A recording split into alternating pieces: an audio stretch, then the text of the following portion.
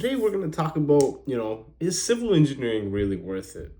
Now, before I answer that question, I want to just preface by saying that this degree is not going to make you rich. It's not going to make life easier.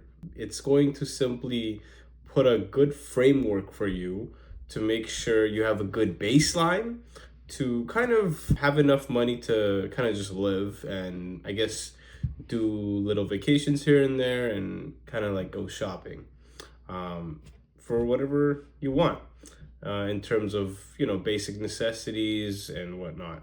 Now, when you go into the program, I don't know how it is for now in terms of how competitive it is, but when I went in, the averages that you needed was 85 to 90% from high school to getting into university. Now, the thing is, this is constantly changing as universities and students and the overall education system is getting more and more competitive. So it's gonna get harder because with the surplus of people just continuously going into universities and graduating, and the numbers don't match up with the number of jobs available. So once you're done uni, it's no longer a guarantee that you're going to land a job.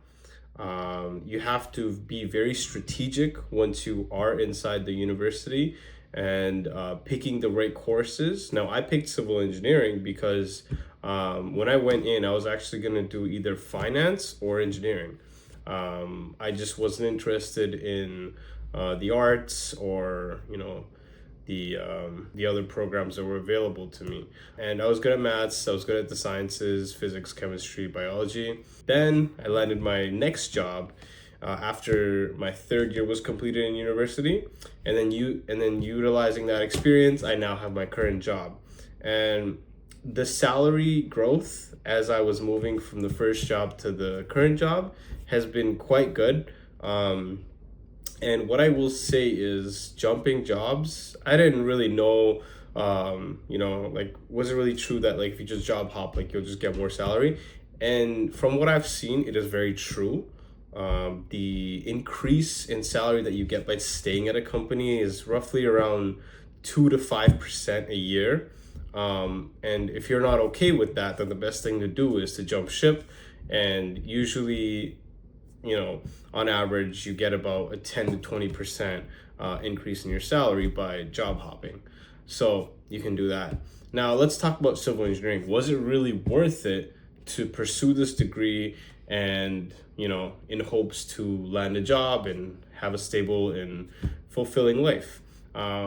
I will say yes, in terms of being able to afford the basic necessities. If I were to go and live by myself instead of staying with my parents, I would be able to. I'd be able to rent out an apartment. I'd be able to have a car without having payments because I'd probably get a secondhand car.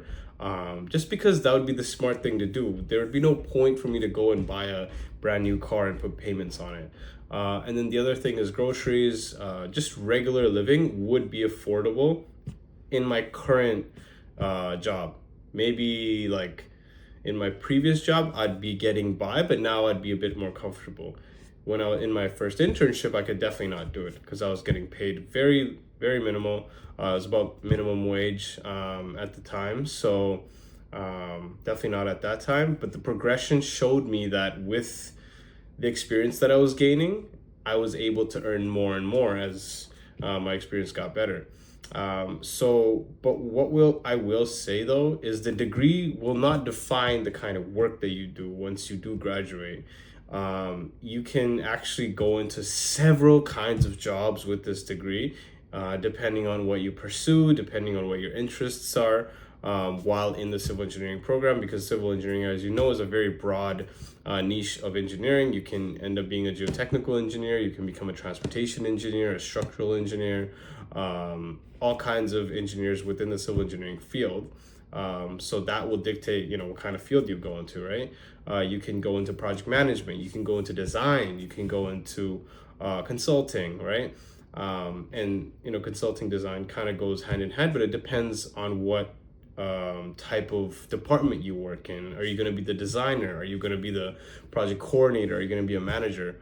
Or are you going to be something completely different, right? Your degree doesn't really define what it's really, you can go to a lot of places and learn the careers that are available within what civil engineering has to offer. And honestly, it's such a flexible degree, I will say. So when you choose civil engineering, you're not just picking one field, you're actually picking many fields that you can decide to go into. It's really up to you. So I will say it is worth it if you know how to utilize it. But let's just say you just do your program and you kind of just graduate without any experience, you're going to have a difficult time finding a job. I will say that for sure, because some people that I knew that graduated and had really good marks, you would think that employers would see that and be like, oh, wow, this is amazing. You know what? This is a great candidate. Let's take him. How the market actually sees you is not based on the education that you have. It's more so about the experience that you have prior to graduating. Because let's say candidate A didn't really have good marks. By the way, most companies, my company, like when I joined, did not really look at my marks. It matters more about how you interview and how you talk and how you can demonstrate your skills and your weaknesses, all that stuff, right? It's more of a conversation. You have to be able to talk and really show them what you can do in that work environment. Even if you are not a good student, you can still show them how you can excel in certain areas of the job, regardless of what happened inside the classroom, right? Let's say you had the experience, you need to know where that experience kind of goes. If the experience kind of like plateaus and you have to pick that specific niche, then you have to know that and be aware of that and be okay with being in that industry. If you're not, you need to know how to pivot because and that's where networking comes in, right? That's where you have to go out, reach out to different kinds of people in the fields that they work in to ask them questions about their field to know if that's something that you'd want to go into. And that's the most important thing that a lot of you guys need to understand is as we move forward, a couple of years down the line, networking is probably the only way you're going to get a job that you really like. Even if you get lucky and you apply and you land something, um, that might not happen for the majority of you, right? So the other people that might not get lucky, you're gonna have to find other ways to get a job.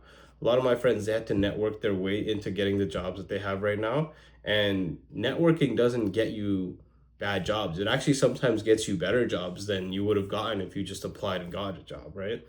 For me, I got lucky. I got all the jobs that I applied to. Not all the jobs I applied to, but I got all my jobs that I have right now through applying, not through references, just strictly cold applying, right?